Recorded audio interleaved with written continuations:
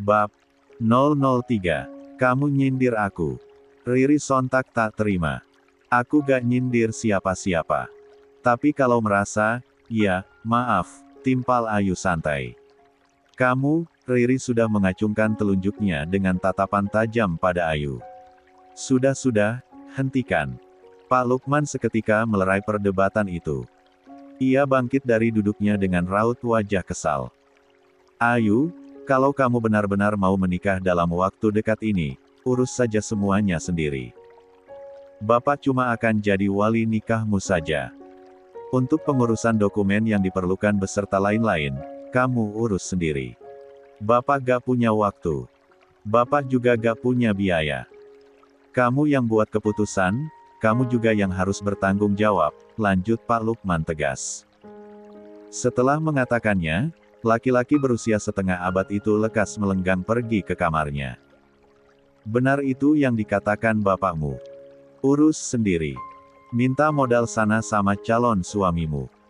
Jangan lupa, biaya buat syukuran. Meskipun kalian mau nikah sederhana, tetap saja harus ada syukuran. Malu sama tetangga. Dan itu gak cukup duit sedikit. Sekarang serba mahal.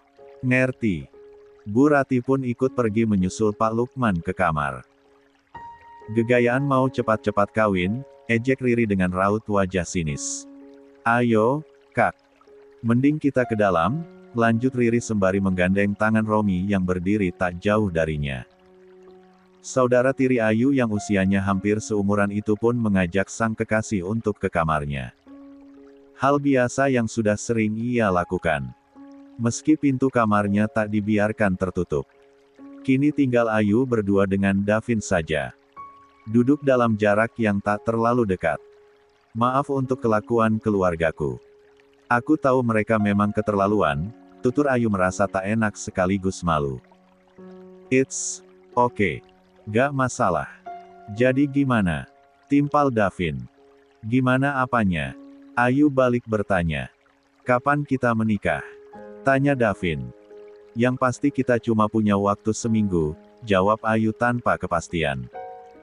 Oke, baiklah.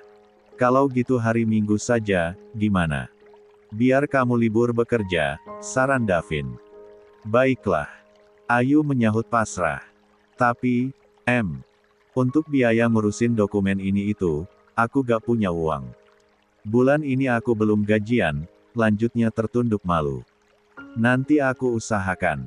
Kira-kira butuh berapa, ya? Tanya Davin dengan kening berkerut. Aku gak tahu, orang belum pernah menikah. Tapi sepertinya kalau nikahnya di Kua gak terlalu banyak membutuhkan biaya. Aku juga gak minta mahar yang aneh-aneh. Semampunya aja. Lagian pernikahan kita juga 14. Cuma terpaksa. Bukan pernikahan beneran seperti orang-orang, timpal Ayu panjang lebar. Ya sudah kalau gitu. Fix ya, hari Minggu, tukas Davin. Ayu mengangguk pelan. Meski jauh dalam lubuk hatinya menolak pernikahan ini, tapi dia tak punya pilihan. Ia tak ingin ideo itu sampai tersebar. Terlebih berdampak pada pekerjaannya. Sejujurnya, Pak Lukman bukanlah orang yang terlalu susah. Gajinya di pabrik tempat dia bekerja mencapai 7 juta rupiah. Namun, uang itu selalu diserahkan pada Bu Rati sebagai seorang istri. Hidup Bu Rati yang selalu kepanasan melihat tetangga, membuat uang itu terasa sedikit. Ditambah dengan biaya kuliah Riri dan gaya hidup anak kandung Bu Rati tersebut.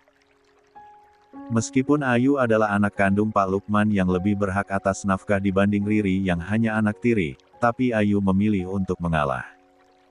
Lah mengubur dalam-dalam keinginannya untuk mengenyam bangku kuliah. Bahkan ia pun dituntut harus ikut membiayai sekolah kedua adik kandungnya. Adiknya yang pertama masih duduk di bangku SMA kelas 3. Sedangkan yang paling kecil masih SMP kelas 2. Gaji bapakmu itu sudah dipakai untuk ngasih makan sekeluarga. Jadi untuk biaya sekolah kedua adikmu, silakan kamu pikirkan, ujar Bu Rati beberapa bulan silam. Tepat sebulan setelah Ayu lulus SMK. Ibu Ayu meninggal saat dia masih duduk di kelas 2 SMA. Setahun kemudian, ayahnya itu menikah dengan Bu Ratih yang tak lain masih saudara ibunya Ayu. Sayangnya, dari dulu pun, Bu Ratih seolah tak menyukai Ayu. Pun Riri yang dulu adalah saudara sepupunya Ayu dan kini berganti menjadi saudara tirinya itu turut tak menyukai Ayu. Hari pun berlalu. Ayu kembali ke kota dan bekerja seperti hari-hari biasanya. Pun dengan Davin yang kembali ke aktivitas semula. Berleha-leha di kamar kosannya lalu sesekali berjalan-jalan keluar dengan gaya khasnya yang urakan. Sepasang laki-laki dan perempuan yang akan segera menjadi suami istri itu tetap membatasi kedekatan mereka. Terlebih orang-orang di sekitar mereka selalu mengawasi keduanya setelah peristiwa pengerebekan itu. Sabtu pagi, Ayu kembali diantarkan oleh Davin ke rumah orang tuanya. Tentu saja karena Ayu harus melakukan persiapan untuk pernikahannya esok hari. Nah, tuh, calon pengantinnya sudah datang, sindir Bu Ratih saat Ayu turun dari motor bebek lama yang dikemudikan Davin. Ia yang sedang ada di teras melirik sinis pada Ayu dan Davin yang sedang berjalan menghampiri dirinya. "Assalamualaikum, Bu," sapa Ayu sambil mengulurkan tangan lalu mencium punggung tangan ibu tirinya itu. Taksim. Pun Davin yang melakukan hal yang sama. Meski ia masih kesal dengan kelakuan calon ibu mertuanya itu, tapi ia tetap ingin berkelakuan sopan. Meski berbanding terbalik dengan penampilan dirinya yang urakan. Sudah, jangan banyak basa-basi. Mana uang untuk acara syukuran besok? Tanpa sungkan Bu Ratih menadahkan tangan. Mau ditaruh di mana muka ibu kalau kita gak sediakan makanan untuk para tetangga, lanjutnya. Ibu. Ayu langsung menegur. Ia tak enak hati pada Davin. Tenang, Bu. Saya sudah sediakan kok. Sepertinya cukup untuk acara syukuran kecil-kecilan, tutur Davin sembari membuka resleting tas kecilnya. Tas yang ia simpan di pinggang. 15. Makanannya yang sederhana saja ya, Bu, pinta Ayu. Lah khawatir uang yang diberikan Davin tak cukup untuk menjamu para tetangga yang datang. Halah, kamu ini malu-maluin saja, hardik Bu Ratih sembari mendelik. Ya sudah, ayo masuk. Jangan di luar gini. Kan malu kalau dilihatin tetangga. Apalagi uangnya sedikit, lanjut Bu Ratih sambil melangkah masuk ke dalam rumah. Pun dengan Ayu dan Davin yang mengikuti dari belakang. Pak, ini anakmu sama calon suaminya sudah datang, panggil Bu Ratih pada Pak Lukman lantang. Pak Lukman yang sedang menikmati kopi hitam sambil menonton berita di ruang tengah seketika bangkit dari duduknya. Pun dengan Riri yang juga ada di sana sambil memainkan ponsel. Ikut mengekor di belakang ayah tirinya. Keduanya lalu duduk bergabung bersama Bu Ratih dan Ayu beserta Davin. Ini loh, Pak. Katanya calon suami anakmu itu mau ngasih uang buat acara nikahan sama syukuran besok, tutur Bu Ratih dengan senyum mengejek. Ekor matanya saling bertatapan dengan Riri yang juga sedang menahan tawa. Iya, Pak. Ini ada sedikit uang untuk acara besok. Meski acaranya hanya ijab kabul dan sederhana, tapi semoga cukup. Ya, tutur Davin sembari mengulurkan amplop ke atas meja. Senyum mengejek yang semula masih mengembang di bibir Bu Ratih dan Riri, seketika terhenti. Berganti menjadi melotot menyadari jika amplop yang ada di hadapan mereka sangat tebal. Baik, Nak Davin. Terima kasih. Bapak terima, ya, timpal Pak Lukman. Tangannya sudah terulur untuk mengambil amplop tersebut. Biar ibu yang buka, cetus Bu Ratih sambil menyambar amplop cepat-cepat. Lekas ia membuka amplop coklat tersebut dan mengeluarkan isinya. Matanya semakin melotot lebar melihat tumpukan uang berwarna merah yang teramat banyak. Totalnya 100 juta, Bu. Maaf kalau kurang, ujar Davin. 100 juta. Ulang Bu Ratih dengan bibir mengap-mengap seolah kehilangan oksigen. Bukan hanya Bu Ratih yang terkejut, tapi juga Riri dan Pak Lukman. Pun dengan Ayu yang langsung menatap Davin. Matanya membulat dengan bibir komat kamit meminta penjelasan. 16. Ayu yang duduk di hadapan Davin masih melotot. Ia seolah penasaran sekali kenapa laki-laki yang akan jadi suaminya itu bisa memberikan uang dalam jumlah besar. Padahal, Ayu jarang melihat Davin bekerja. Bahkan seringnya selalu berada di kosan. Kalaupun keluar, seringnya justru malam hari. Sementara Bu Ratih masih sibuk menghitung uang dengan lembaran merah di tangannya. Matanya berbinar-binar. Karena seumur-umur, ini baru pertama kalinya ia memegang uang sebanyak itu. "Bagaimana, Bu, Pak, apa uangnya cukup?" "Soalnya," kata Ayu, "kita hanya akan menggelar akad nikah dan syukuran sederhana saja," tanya Davin dengan wajah serius. "Cukup. Cukup kok, Nak Davin. Ini malah lebih dari cukup kalau cuma untuk ngundang para keluarga dan tetangga terdekat," jawab Pak Lukman. "Kenapa kamu gak bilang kalau mau ngasih uang sebanyak ini? Kalau bilang dari awal kan, saya bisa sewa tenda, pelaminan, dan sebagainya. Kita juga bisa sewa sound system biar para tetangga tahu kalau kita mampu menggelar hajatan," tukas Bu Ratih. Tangannya menggenggam erat gepokan uang yang sudah selesai dihitungnya. "Maaf, Bu. Dari awal kan niatnya juga cuma mau melaksanakan akad sama syukuran kecil-kecilan. Saya gak berani berekspektasi tinggi bisa menggelar hajatan besar dengan uang segitu. Apalagi saya baru pertama kali akan menikah. Jadi belum ada pengalaman sebelumnya," timpal Davin. "Bu, jangan senang dulu, deh. Siapa tahu uang itu hasil merampok atau menjual narkoba. Ih, ngeri deh kalau tiba-tiba ada polisi yang datang ke sini." Riri bergidik ngeri. Kejulidannya kembali muncul ke permukaan. Terlebih ia merasa iri pada saudara tirinya. "Astagfirullah, Ri, pikiranmu jelek terus.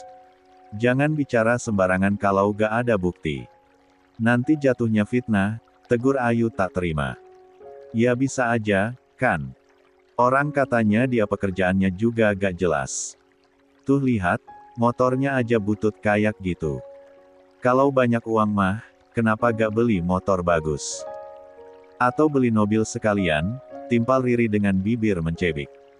"Duh, iya juga, iya. Ibu jadi takut. Kalau ada polisi ke sini, kita juga bisa ke bawah-bawah. Mana pasti malu lagi sama tetangga." Bu Ratih mulai terpancing dengan tuduhan Riri. "Nah, kan. Apa Riri bilang?" Riri mendelik dengan bibir sebelah terangkat menatap Ayu. Bukan tanpa alasan Riri tak menyukai Ayu. Sejak kecil, keduanya sudah dekat karena sepupuan. Mereka pun sekolah di sekolah yang sama. Sayangnya, kecantikan, kebaikan, dan kepintaran Ayu membuat ia begitu disukai teman-temannya. La juga selalu berhasil menjadi juara pertama di kelasnya. Belum lagi kehidupan sehari-hari Ayu yang berkecukupan karena dulu ibunya Ayu tak hanya mengandalkan pendapatan sang suami, tapi juga ikut bekerja dengan membuat aneka kue yang dititipkan di warung-warung. Menyadari Ayu lebih segalanya dari dirinya, rasa iri dengki mulai muncul dalam hatinya. Kebencian itu pun akhirnya bisa tersalurkan saat ayahnya Ayu menjadi ayah tiri Riri. Apa benar yang dikatakan Riri, Nak Davin? Bapak hanya tidak ingin keluarga Bapak terkena masalah nantinya.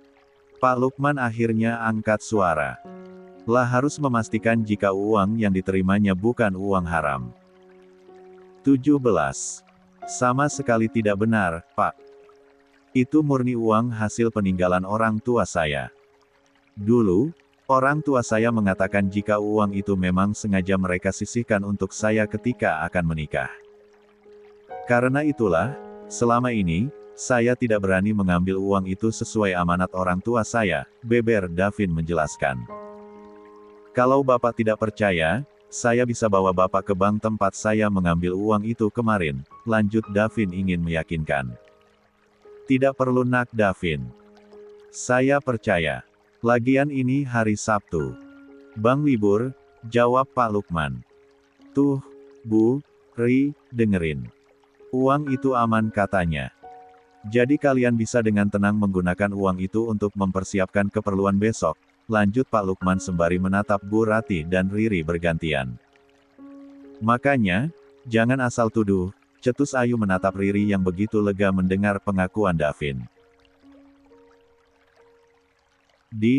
Bukan nuduh, tapi jaga-jaga. Waspada itu penting.